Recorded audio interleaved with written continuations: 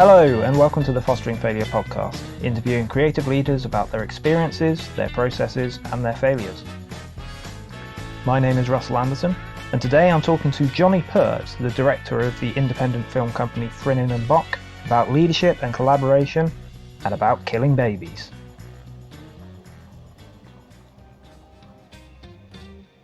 My cameraman for one of my first projects, he said, well, how do you want this shot? And I was kind of like, we could try this, or we could try that. And then I was asking him, what do you think? And he's like, mate, you're the director. It's that same thing. You're the director. You need to tell me what needs doing.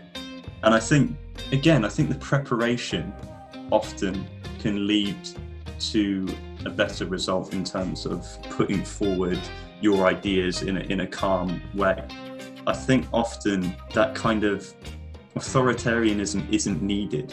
If you have a very good reason why you need a shot done in a specific way or why you need a performance done in a specific way, then you should very easily be able to describe that to someone and, get them on board.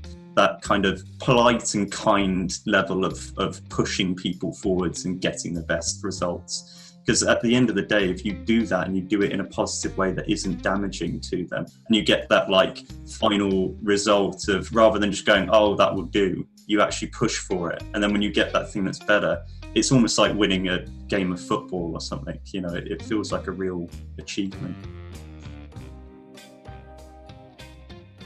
Hi Jonny, thank you for joining me today. Yeah, hi, how's it going? It's going very well, very, very comfy, but nice sunny day today. Not so much here, but oh, it's really nice. It's a shame I've had to close my window so the sound of the trains doesn't come in and interfere with the sound, which is really annoying because I have a nice breeze coming through. But yes, thank you for joining me today. I'm going to kick off with a general question. For our listeners, why don't you introduce yourself, what you do, and perhaps briefly talk about how creativity figures in your life? Yeah, I'm Jonny Pert and I run a two-man film company, an independent film company. We're called Frinnin and Bock, and we specialise in two things. The stuff that makes us our money right now is corporate work, so that's adverts, online content, sizzle reels, show reels, you name it. All of that has a creative edge, but it's within a more kind of commercial setting. And then we have the other arc of our business, which is the creative side, and that is much more surreal, weird, just like us, dark, probably. And within both of those, there's a definite creative process. It's slightly different between the two, but it has that same core, which is problem solving. Every single film project that we put together, you have about 100, maybe 1,000 problems that are thrown at you. And the idea is, how do you solve those problems in a creative manner? And that's often where the creativity comes from. And in fact, we often work with smaller budgets, and that's, I feel, an advantage to creativity because you're forced to come up with more inventive solutions to problems. So yeah, that's me. I'm interested to begin with, if we can talk about the corporate art. I'd ask, what do you think the biggest challenge is in dealing with corporate work, and what do you think the greatest advantage is, aside from the fact that it might pay nicely? Yeah, I mean that does help, but no, definitely. I think the best and worst thing about corporate work is almost the same, which is that often corporate clients, they don't know exactly what they want. They will often come to us knowing that they need video content made, knowing that they have a product, but that will be it. They won't be able to give us a brief. They won't have specific things in mind, and it's a case of actually working with them to find that out. And obviously that comes with its own challenges, and there's more explaining that needs doing. But at the same time, it kind of gives you more of a freedom. It gives you more of an authority on the creative element of the product.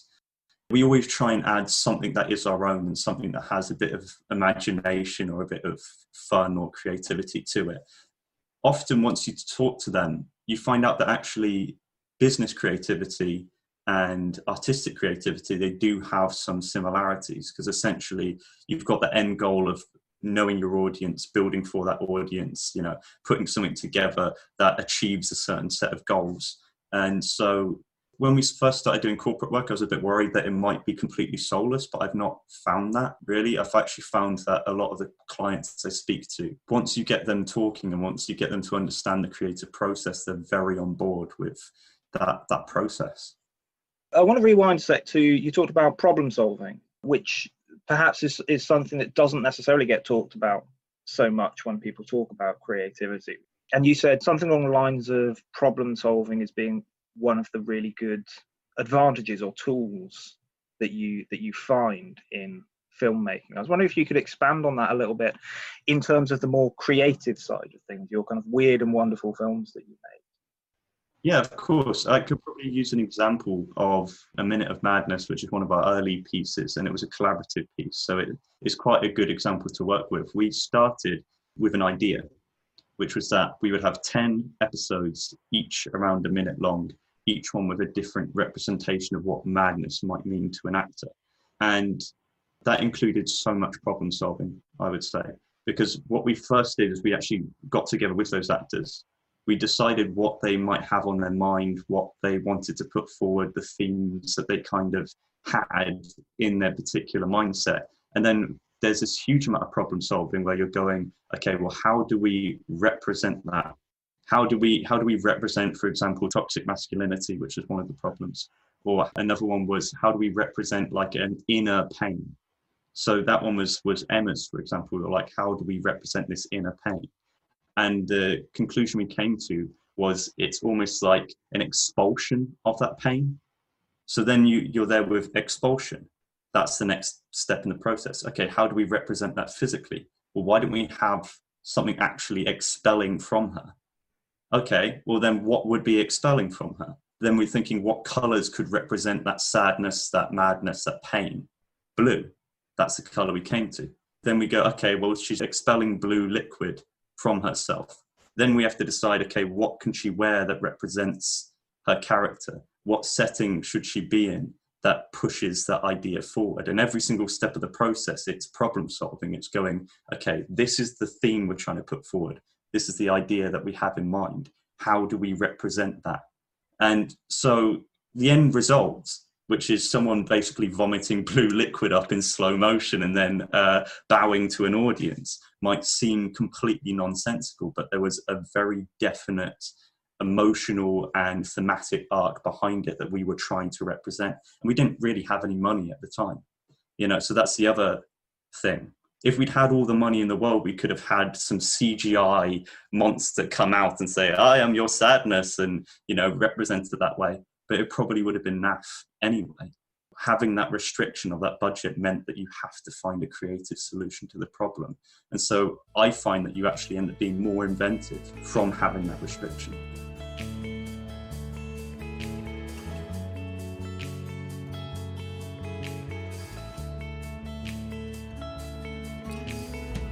There's a phrase in improvisation, limitation is stimulation. I think that's something that most creative people can agree with and can understand.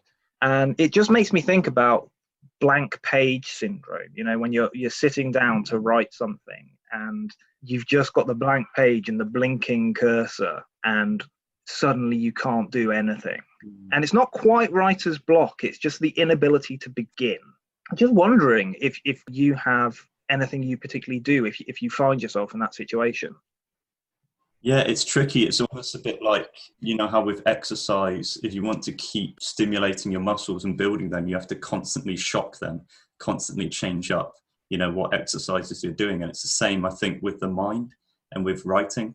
So I actually have loads of solutions because it's always a worry. One is to not, and this is really difficult for me because I'm a perfectionist, but I've had to teach myself to not care when I'm first writing. So to be shit, if need to be, and just essentially write down everything that's in my head. If the only idea I've got is, there's a guy and he looks like this, or I have a first idea, which is I want this theme to be put down, then I literally just start by writing down those themes. And often those notes build to longer notes, and then you start to have a narrative. Another process I use is dictaphone.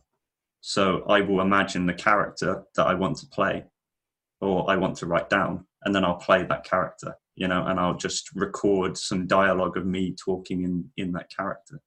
Again, that helps the perfectionism because there's much less of a gap between me thinking the thing and it coming out. When you're writing, often by the time you start writing, you're already critiquing yourself. And that can be really difficult. I've actually found that quite paralyzing. Being able to talk it out loud, that often helps as well. And then the final thing, and I think this is the biggest one for me, and it's why I run a film company with Ilya Melnikov, my co-founder. Collaboration, I think, is the best one. Being able to bounce ideas off of people, having people who can tell you this might be good or this might be better.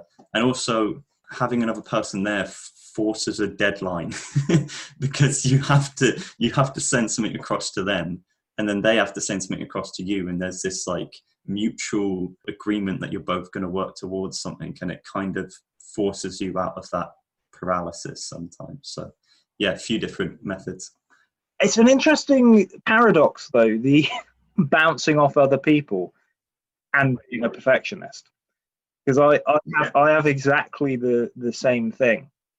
So a few years ago I wrote my first solo script, and I still actually took it into the rehearsal room with a couple of actors every couple of weeks and just put what I'd written up on its feet just so that I could see it and get their feedback. And I found that was a really difficult process because of that perfectionist side of me, kind of taking something that I'd done in for critique and for them to say, this doesn't work or this is a problem. And there was one particular moment where there was a very emotionally charged monologue, and I'd put in a little reference to Jaffa cakes, and to me it was a kind of touching personal moment of backstory that was just hinted at, but it just made them laugh, and they said you can't do that because it came so out of left field. And that was really hard. That was really, really hard for me. And eventually I had to get rid of it because I could see they were right, but it was very hard to do what I call killing babies, which is when you have something that you're really attached to, and you have to get rid of it. And you might be attached to it because it means something to you or because you've worked really, really hard on it. But for the sake of the project, you have to put your ego aside and get rid of it. How often do you find something like that comes up? All the time. And the tricky part is because, I've got a lot of other friends that are writers, so I'll write a script and I'll send off for feedback. And there's this really difficult balance you have to find between trying to assess which bits of feedback are the bits that you should definitely listen to, and then which parts might be that person's own tastes coming in rather than anything else. Yeah, it's really difficult. I think with dialogue I've got to a point where I'd like to say a little less precious about it. I've grown a thicker skin. I'll write down dialogue and then I'll allow actors to improvise with it on the day. But yeah, it's a tough thing. I think, again, working with corporate clients has given me a thicker skin, because you're constantly getting feedback, and because they're paying for it, they're in a much better position to say, well, no, this is wrong, you need to change that. So I think I'm a bit more used to that kind of feedback now. But again, sometimes you need to know to pick your battles. Sometimes there is a good enough reason, and you can, once you put that forward, then the issue might not be having it there in the first place. The issue might be that you're putting it forward in the wrong way, and that there might be a better way to put forward that theme or that idea or that sentiment. In order to give good feedback on something, you have to understand it at its core. You have to be able to, outside of just going, do I like this thing or don't I like this thing? You have to go, okay, well, what are they trying to achieve with this project? And is what they're putting forward achieving that? And again, if you fully don't understand what they're trying to achieve, then you can put that forward as feedback. But it needs to be structured. It needs to be something that you can actually work with. And it can't simply be a yes, no, good, bad, this bit's crap kind of thing. It needs to be constructive. And I think also, just for the sake of of the people that you're giving feedback to, it's nice to actually tell them the bits that you think did work.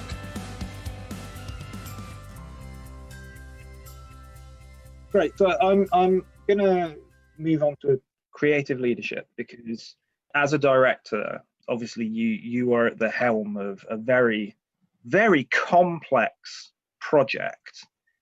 Well, I guess I'm going to start just with a very general question of just kind of what are your thoughts on how you lead a creative team? What qualities or what behaviors you have to exhibit? That's a really good question. I think one of the main things for me is that I feel like every single person that you're working with, whatever position they are in, needs to feel like they are part of the creative process. They need to feel like they have some agency over, the piece that's being made, and that they're being listened to. And I think that's actually really important when you're working as a director, to have the humility to actually listen to the rest of your crew, because you're hiring them for a very good reason. They each have amazing specialisms that need to be put forward. I look at crew and cast members almost like different puzzles to solve.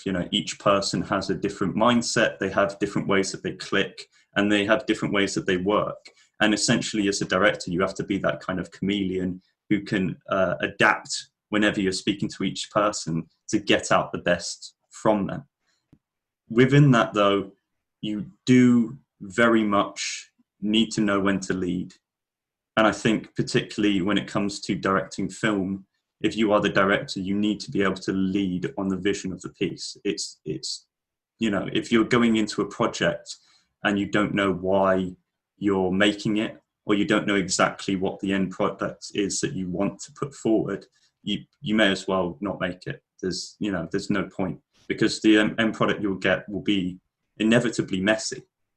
It won't have a through line. As a director, that's your main job. You hold the vision of the piece, and then you're supposed to work with each individual person in order to come out with that final product. And that's what I meant by having 1,000 problems to solve, because you'll have that one vision that you're trying to put forward, and then you'll go to the director of photography, and you'll be like, okay, well, how can we put that forward in the shots, in the lenses, do we do steady cam or do we not? How do we have the lighting set up? What are we trying to emulate? And then you talk to the lighting person, and then it's gels and what sizes, and then you go to the makeup and hair. It's the same problem, costume. Then all of this, you're still talking to the producer going, what's our budget? What can we achieve? Who's busy that day? What are people's timetables? And then on top of that, you have everything that goes wrong, people getting sick, people, getting injured, things not coming through, bits of equipment breaking. I find it funny, even on the largest sets ever, that you will have these things that will just go wrong. You'll have like 6 months of build up, 300 people putting it together, and then someone will drop a camera and it will smash, and those are actually the moments that I kind of live for as a director, because that's when you really prove yourself. That's when you have to come up with split-second decisions. And again, that's where the director is really important, because they need to be the infallible, calm voice that goes, right, okay, this is how we're going to move forward. And again, I think that's a general leadership quality. And it's something that I've actually learned from mistakes when I was younger. I think it's good to confide into your cast and crew to a certain extent, but what I used to do is I used to tell my cast and crew the worries and problems that I had about the project. And that never goes well, because of course, naturally, they then worry about the thing as much as you do. And I think it's very healthy and right to be stressed out, before a production. I think it would be a bit weird if you weren't. But again, as a director, generally the director and the producer are the ones who should take on that burden of the stress, and then dissipate it in small chunks to the rest of the group so that they don't collectively freak out. So again, I think that's another leadership quality.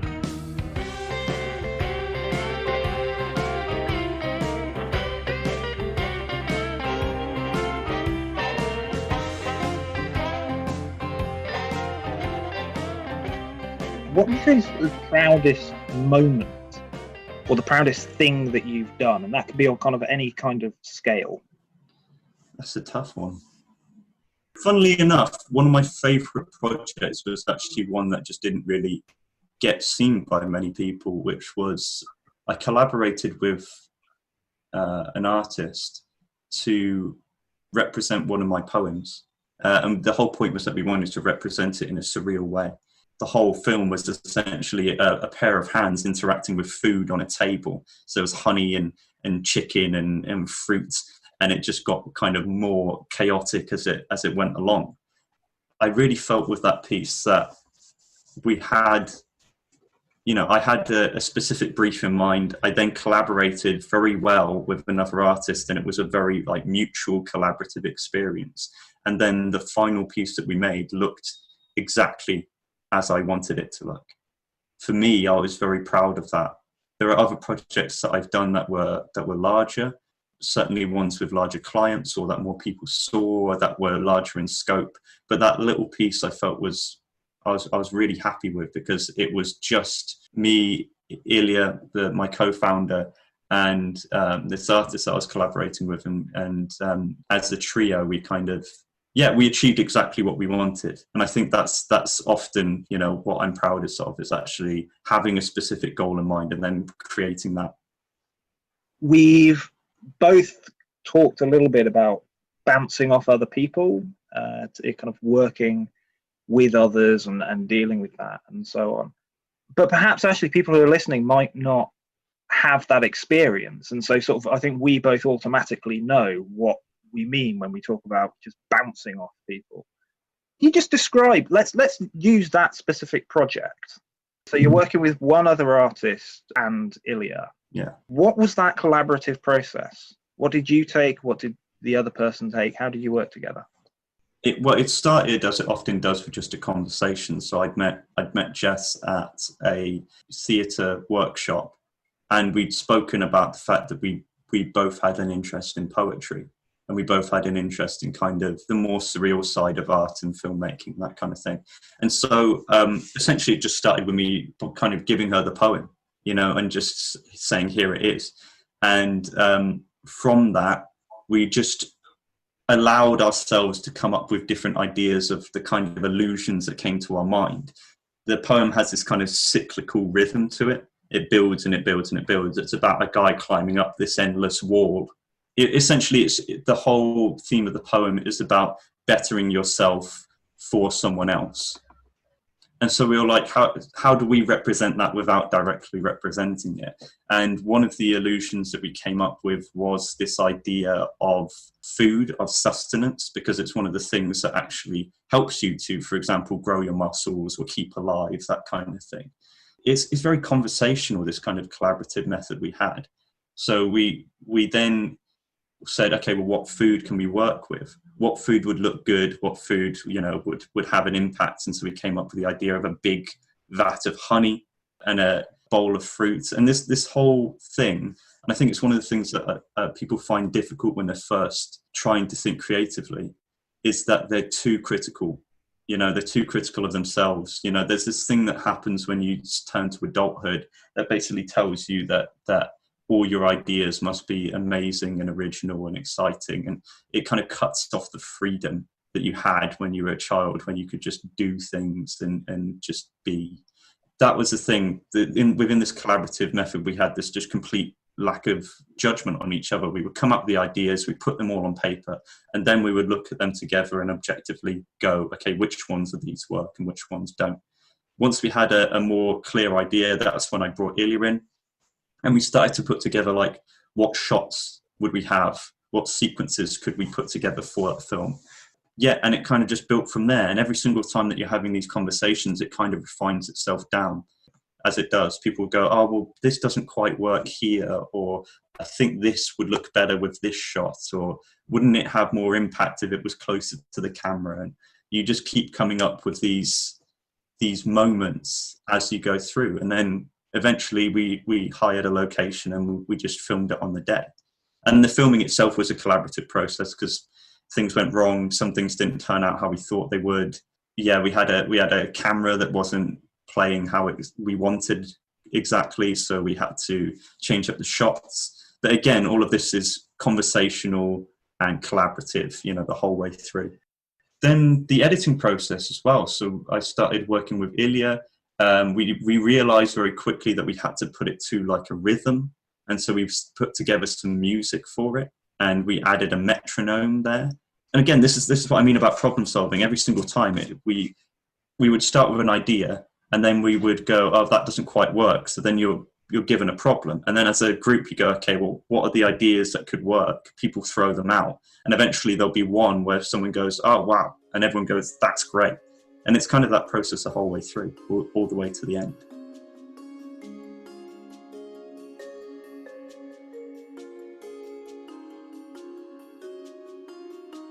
There's an idea that people have that you are a creative person if you play an instrument, or if you paint, or basically if you do something artistic, you're a creative person, and if you don't, you're not. And I don't hold to that at all. And I think problem solving is probably one of the key things that you can point to and go, if you can problem solve, you are a creative person.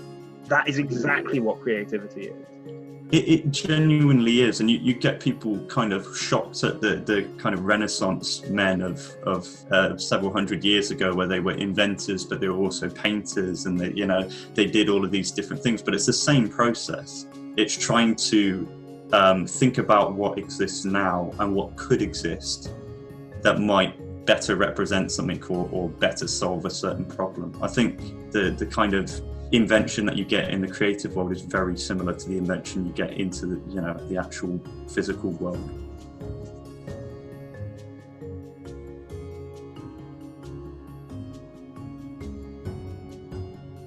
What do you know now that you wish you knew then? And I'll let you choose when then is, but what do you know now that you wish you'd known in the past? I think when you're particularly a younger artist, you have this idea that every piece of art that you make must be the most important piece of art ever made, and it must be saying something that has never ever been said before, and it has to include every idea you've ever had. I think getting through that is a natural part of the progress, of an artist. I think the first film that we made, Pre-Mortem, I'm still quite proud of that as a first film, but it definitely suffered a bit from that level of thinking where we tried to cram in every single idea that we had, and every single bit of philosophy that we'd put together. Yeah, and once you kind of take that out of the equation, once you're just happy to make, and it doesn't really matter at the start whether it's crap or not, I think you end up with a greater freedom. And then you can actually start making things on a more regular basis. I think once that's part of the process, really. You have to get through the idea, and you have to get over the idea that something you make might be bad. If it's bad, it really doesn't matter at the end of the day. You still will have learned a lot from the process of it. And I think just getting something down on the page, or just getting something written out onto a shot list will already get you to a point where you could come up with a better end product. Yeah, I can't remember where this quote is from, but I think when you are making something, you should just be completely free. You should just be free to make whatever. And then once it's done, once the writing is done, once the first step of that process is done of creating the idea, then you can be your harshest critic. And I think I used to do it the other way around, where I was the harshest critic when I was first starting out the project and trying to get the ideas down on the page. And then once I had that down on the page and I felt like I'd overcome that massive hurdle, then I'd be like, it's great, that's great, no problems now. So again, I think that's flipping that process and just being free when you're creating, and then being a harsh critic when you're editing, I think is really important. And I kind of wish I learned it a bit earlier. And finally, this podcast is called Fostering Failure. So what did you learn from your greatest failure? Yeah, I've been thinking about this one. So our greatest failure as a company actually came fairly recently. And I won't really name the company, but we worked with a company, and it was basically the largest company that we'd worked with up till that point. Now, the process we went through with them, it was all kind of going fine, but there was one place in which we really dropped the ball, which was that they had a specific type of location in mind, you know, for where we would shoot what was essentially kind of a masterclass. It was a masterclass of interviews. I found a place that was free and that I thought was good enough, and that I thought we could add a couple of bits in the background, like a little shelf to put up and some plants and the kind of, you know, normal DIY stuff that we normally do for our budget pieces. What we hadn't really kept in mind was the size of the company and the level of professionalism that they were looking for. And so we went and we shot that entire masterclass, and it took a full day's worth of filming. And then we sent it over to them after we'd done a whole set of edits, and they were like, well, this doesn't look good enough. The background's bad. We're going to have to reshoot the entire thing. And that was a big blow, actually. I think we acted commendably once the problem arose. We essentially said, okay, well, look, we will find a better location. We will refilm it for you for free. And we did that, and we actually refilmed it within 4 days, which was a lot of hard work. But in the end, we ended up keeping it on good terms with that client. And I think for our sake, you know, taught us where we dropped the ball. And we are actually a lot better now at the kind of visual elements of locations and that kind of thing. Sometimes you need those processes to kind of humble you and send you in the right direction in terms of where you can improve. But also, I think it kind of confirmed what we already knew from our previous work, which is that when you're working with clients, when you're working with anyone, it's all well and good to, you know, try and be a virtuoso and that kind of thing. But the main thing that people want is for you to fulfill the basics, which is be nice, do the work, and be honest if you screw it up. And I think if you can do that and put forward an honest and a decent ethos, then you're in a much better position to fix things when they go wrong.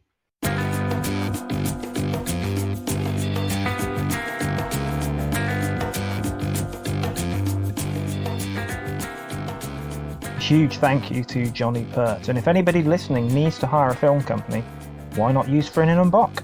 Yeah, so we are a film company that is open to be hired. We're a passionate, creative duo that can basically make any project we want. So if you want to hire us, then do check out our website. That's frinninandbock.com.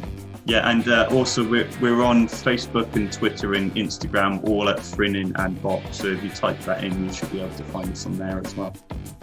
And if you're interested in exploring your own creativity or creative leadership further, check out the links in the description.